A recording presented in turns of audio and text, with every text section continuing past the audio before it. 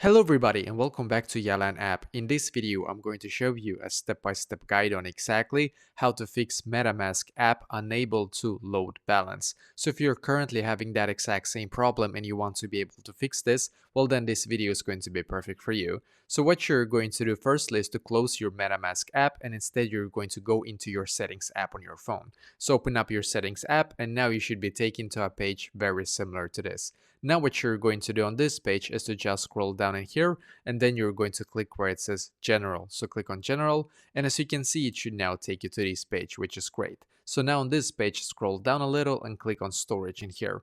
And now we're just going to wait a couple of seconds for this page to completely load. Quite often it's quite fast.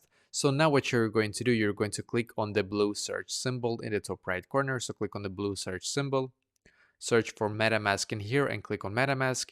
Now what you're going to do on this page is to just click on Upload App and once again click on Upload App in here.